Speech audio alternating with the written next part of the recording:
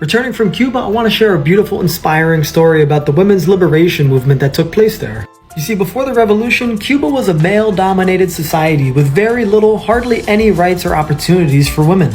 Now, that was before the socialist government was established. Once the socialist government was established, one of the founders who fought with the rebels during the July 26 movement went on to establish what became known as the Federation of Cuban Women, where she began the fight for liberation. In short, the group helped to advance the interests and status of women all throughout the island of Cuba, playing a primary role in promoting gender equality to ensure that women have all the same rights and opportunities as men. Opportunities such as education, employment, and political representation, where women now hold up to 50% of the seats in Cuba's national parliament, which puts Cuba in second place for most women in national parliament in the world, which is an amazing accomplishment. The United States is 72nd, just for the record. The women also played a large role in bringing access to healthcare, daycare, family planning, reproductive, and sexual services to all parts of Cuba, even out to the furthest of mountains. Now, I could go on and on about all the amazing things that this movement has done, but while walking through the streets of Matanza in Cuba, I actually came across a former member who works with the movement, so I figured I would just let her talk about it because she actually lived it and participated in it. So this is what she had to say. La Federación de Mujeres Cubanas se constituyó el 23 de agosto de 1960. En Cuba había varias organizaciones femeninas, pero trabajaban independiente. Y la situación de la mujer era de gran atraso, muy subescolarizadas, y había que unirse para poder trabajar con la mujer. Entonces nosotras, al constituir la federación, iniciamos un trabajo con todas las mujeres de la provincia y en el país completo. Estoy hablando de Matanzas porque estamos en Matanzas. Por ejemplo, había zonas muy atrasadas, como la Ciénaga de Zapata. La Ciénaga de Zapata, no sé si has ido, es la parte sur de la provincia, donde las mujeres, ahí vivían los carboneros, los que hacían carbón, y eran personas muy humildes, eran personas que eran analfabetas, nunca habían estudiado. Entonces, nosotras comenzamos a trabajar con la mujer para que la mujer se alfabetizara primero, alfabetizarla porque eran analfabetas, para que estudiaran, para que alcanzaran el 6º grado, para que alcanzaran después el 8º grado. Después, al mismo tiempo, la revolución hizo planes de desarrollo y la mujer se incorporó al trabajo. Ahí también nosotros trabajamos con ella para que la mujer se incorporara al trabajo y fuera independiente, pudiera ganar su salario, mantener sus hijos y todo eso. El atraso era tan grande que la mujer se vestía con el color de la tierra. ¿Sabes por qué? Porque la mujer se vestía con sacos de yute, con sacos carmelitas de yute. La mujer cenaguera y la mujer campesina en las partes profundas del campo no tenían ni ropa que ponerse.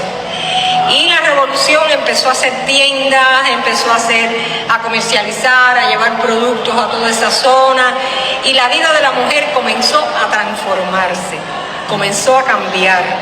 Estudió, se incorporó al trabajo, surgen las guarderías o círculos infantiles, porque al incorporarse la mujer al trabajo había que pensar quién iba a cuidar a los niños. Entonces se hicieron las guarderías, se hicieron los círculos infantiles y la mujer empezó a incorporarse activamente a la sociedad. Así transcurrió, y esas mujeres después transcurrían que estudiaban 8º grado, muchas estudiaban que iban a la universidad. Muchas de las mujeres que tenemos hoy en día, profesoras universitarias, en el campo científico, como médicos, enfermeras, arquitectas, ingenieras, en estos momentos no hay en Cuba una sola actividad que no esté presente la mujer. Y eso es gracias a la revolución, pero a la Federación de Mujeres Cubanas, que hizo todo ese proceso en beneficio de la mujer. Now, the Federation of Cuban Women also played a large role in the Cuban literacy campaign, which started just 1 year into the Cuban Revolution in 1961. This campaign was designed to eradicate illiteracy across the entire country of Cuba in 8 months, and 91,000 members from the FMC participated in these efforts, along with thousands of other volunteers. Now keep in mind, before the socialist government began nationalizing the school systems in Cuba, the school system was private and excluded most of the population. It was mainly wealthy Cubans who had access to quality education, while the working classes had access to a very low quality of education. So 50% of the children in the urban areas had access to that low quality of education. The other half did not. The adults only had that elementary level of education, while the rural areas were in even worse condition, with most not even able to read or write their own names. So the revolutionary government, along with the Federation of Cuban Women, helped to organize and mobilize against those odds. And by 1962, just 1 year later, the country's literacy rate reached 96%, one of the highest in the world, which was an amazing accomplishment. But don't make the mistake of thinking this was without a challenge. A lot of these young, brilliant women on their way out into the country were gunned down by militant groups backed by the US government. Not only that, but a lot of these women had to fight and struggle to reorganize the peasant household that fought to keep women in subservient positions. So the women were told to stay in those areas, remain there, and live and work with the peasants. You know why? Because this whole campaign wasn't only a movement to bring literacy to the entire population, it was also a movement to unite the population, to bridge the difference between the urban and the rural areas, to break down those social barriers that existed at the time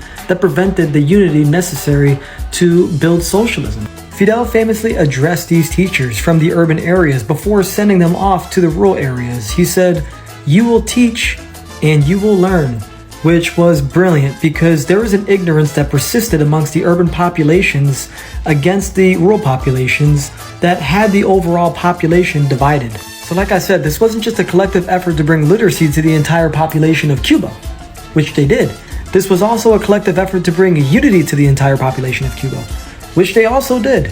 In conclusion, let me just say that this movement, the Federation of Cuban Women, stands as a powerful example of female empowerment and activism on a large scale that has transformed a society and has broken records in the process. This movement stands as a testimony for women everywhere to just what can be done when women come together, organize, and advocate for their rights and empowerment.